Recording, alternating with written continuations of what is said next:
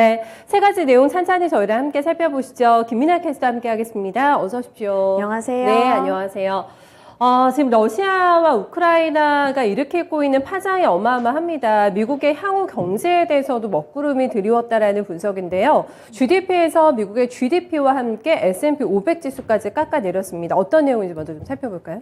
네, GDP 관련한 소식이고요. 마켓워치 보도 내용입니다. Goldman cuts US GDP forecast as it says recession odds are as high as 35%. 골드만삭스에서 이번에도 미국의 GDP 전망치를 하향 조정했습니다. 자세한 내용 기사 통해서 살펴보겠습니다. 골드만삭스가 경기 침체를 우려해 미국 경제 성장률 전망치를 하향 조정했습니다. 골드만삭스는 러시아의 우크라이나 침공에 따른 원자재 가격 상승으로 인해서 2022년 미국 경제 성장률 전망치는 1.75%가 될 것이라고 예상했습니다. 지난 현지 시간 11일을 기준으로 이 성장률을 2%에서 1.75%로 하향하게 된 건데요. 현재 시장 컨센서스가 2.75%인 것을 고려했을 때 대폭으로 하향 조정한 것으로 볼 수 있습니다. 얀 해치우스 골드만삭스 수석 이코노미스트는 1분기에는 거의 성장률을 보지 못할 것으로 본다면서 실질 GDP의 성장률은 0.5% 수준에 그칠 것이라고 전망했습니다. 1분기와 2분기에는 잠재 성장률을 밑도는 성적이 그칠 것으로 보고 원자재 상품 가격 외에도 소비자 심리가 지정학적 위기에 영향을 받는 등 이러한 여러 가지 부분이 합쳐져서 이런 경제 전망치가 낮아질 것이라고 전망했습니다. 네, 예상하지 못했던 경로를 많이 만나게 되면서 아마 최근에 매매하면서도 투자자분들이 많은 혼란을 겪으실 것 같은데 앞으로 경기가 조금 꺾일 가능성을 감안하면서 준비를 해야 될 것 같다라는 생각이 듭니다. 내년에는 좀 나아질런지라는 생각도 함께 들면서 또 주목할 만한 포인트가 좀 나왔을까요? 네, 올해 전망치도 중요했지만 이 전문가들은 내년 전망치도 굉장히 중요하게 보고 있는데요. 그렇죠. 네, 기사 살펴보시면 이런 성장률 하향 조정보다 더욱 시장의 이목을 이끈 것은 내년 전망이었습니다. 골드만삭스는 내년 경기 침체 가능성이 증가하고 있다고 진단했는데요. 이코노미스트인 해치우스는 내년의 경기 침체가 올 확률이 25에서 30%라고 전망했습니다. 이렇게 전망치가 조금씩 나빠질 것이라는 의견에 무게가 조금씩 더 실리고 있는 상황입니다. 성장률이 떨어지는 수준에 그치는 것이 아니라 경기 침체에 들어갈 전망까지 많이 나타나고 있는 건데요. 이런 전망이 나온 가장 큰 이유는 지정학적인 위기에 따른 리스크였습니다. 또 에너지 가격이 상승하게 되면서 이러한 조금 안 좋은 전망이 계속해서 나오고 있는 건데요. 골드만삭스는 지정학적인 위기가 소비를 위축시킬 가능성이 높다고 봤습니다. 미국보다 더 직접적인 타격을 받는 유럽의 성장률이 위축될 경우에는 미국도 이 타격을 피해갈 수는 없을 것이라고 분석을 한 거고요. 중국 성장률이 둔화되고 있는 것도 변수로 작용을 하면서 이 제로 코로나 정책을 외치고 있는 중국에 따라서 공급망 문제가 다시 한번 가중화될 수 있다는 점에도 초점을 맞췄습니다. 네.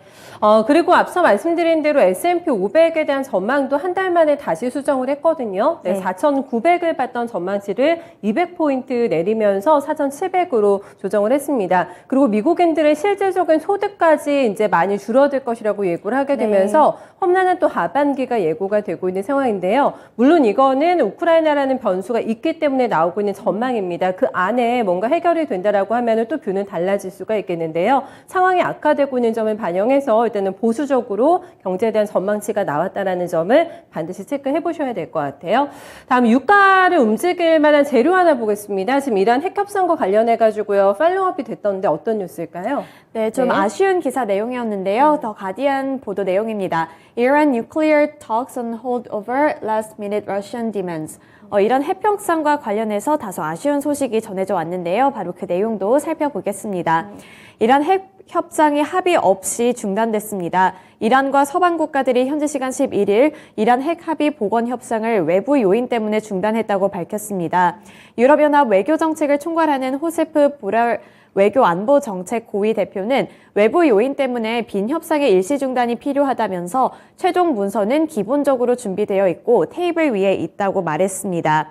보렐 대표는 이번 상황을 극복하고 합의를 마무리 짓기 위해서 미국과 이란 그리고 다른 당사국들과도 계속 대화를 이어갈 것이라고 전해왔는데요.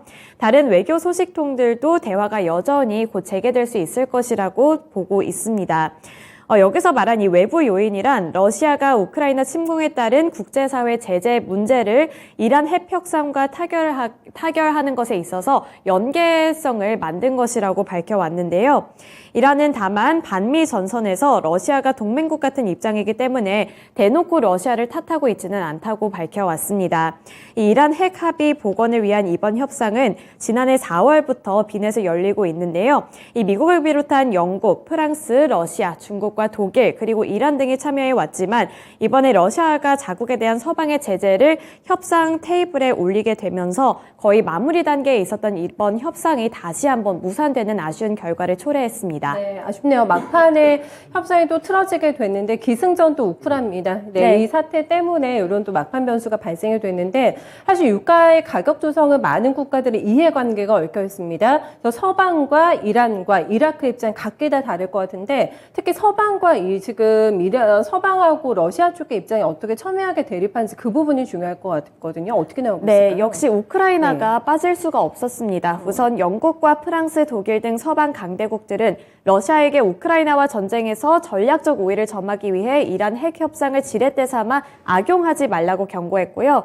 협상 당사국인 러시아는 우크라이나 침공으로 인한 서방의 경제 제재에서 대이란 교역과 투자를 예외로 해달라고 요구하고 있습니다. 또 이러한 내용을 미국이 서면으로 보장을 해주어야만 핵 협상에 임하겠다고 밝혀왔습니다.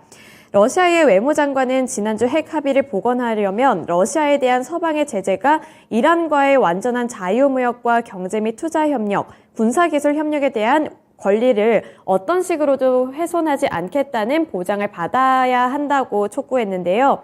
미국과 유럽 당국자들은 이란의 핵 합의는 러시아에 대한 제재와는 무관하다면서 이러한 요구를 일축시켜 왔습니다. 이러한 부분에서 서로의 서방 국가들과 러시아 간의 이해관계가 얽히게 되면서 계속해서 이란 핵 협의에 있어서는 차질이 생기고 있는 것으로 보입니다. 네, 이란 핵 협상과 관련해서는 휴지기가 좀 길어질 것 같다라는 전망이 있습니다. 이것도 결국에는 전쟁 문제가 풀려야 될 것 같아요. 네, 그래야지만 또 한 번의 합의가 좀 시작이 되지 않을까 싶은데 계속 다 걸림돌이 된다라는 게 상당히 또 가슴 아픈 뉴스이지 않을까 싶은데요. 어쨌든 핵 협상이 지금 갑자기 중단이 됐다라는 점 함께 확인해봤습니다. 다음 저희 종목 얘기 좀 해볼게요. 로블록스 관련해서 엄청나게 또 서학개미 분들이 관심을 많이 가지고 계셨던 종목인데 전망이 나왔더라고요. 로블록스에 대해서. 네, 그렇습니다. CNBC 보도 내용입니다. Roblox shares have 45% upside as company has more users to online gaming platform, Deutsche Bank says. 로블록스 기사가 그나마 좀 단비 같은 소식이었는데요. 바로 기사 내용 확인해 보겠습니다. 네. 메타버스 게임 플랫폼인 로블록스의 주가가 최근 하락했지만 이용자 수가 증가하면서 추가 상승 가능성이 있다는 전망이 제시됐습니다. 현지 시간 11일을 기준으로 CNBC 보도에 따르면 도이치방크는 로블록스의 목표 주가를 60달러로 책정을 하고 또 투자 의견을 매수로 제시했습니다. 여러 가지 외신들을 살펴본다면 이 강하게 매수하라는 의견도 속속들이 확인할 수 있었는데요. 도이치방크는 로블록스가 성장 둔화에도 초기 시장 리더로서 이용자 수가 급증하고 있다는 부분에 초점을 맞췄습니다. 지난 3년 동안 로블록스는 개발자 커뮤니티를 2배로 늘렸고 또 플랫폼에 1,000만 명 가까이 크리에이터를 추가해 왔는데요. 이러한 부분들이 상당히 긍정적으로 평가를 받고 있는 상황입니다. 또 같은 기간 동안 일일 평균 이용자 수 또한 거의 5천만 명 이상으로 늘어나게 됐는데요. 이에 따라서 도이치방크는 로블록스가 느린 성장으로 어려움을 겪고 있었지만 플랫폼에 더 많은 유저와 개발자가 추가됨으로써 구조적으로 더 강력하게 팬데믹 기간 동안 성장할 수 있을 것이라고 평가했습니다. 네, 워낙에 조마조마하면서 거래하셨던 종목일 겁니다. 급변동이 워낙에 크기도 했습니다만은 결국에는 메타버스 시장의 초기 선점자가 아닐까요? 네, 그렇기 때문에 얼마만큼의 또 프리미엄을 부여받을 수 있을까 앞으로의 주가 향방에 주목되고 있는데요. 도이치방크에서는 선점 효과 있을 거라고 봤네요. 네, 긍정적인 시각에서 의견 나왔다라는 점 함께 참고해 보도록 하겠습니다. 여기까지 볼게요. 수고 많으셨습니다. 네, 세 가지 외신 뉴스 함께 살펴봤습니다.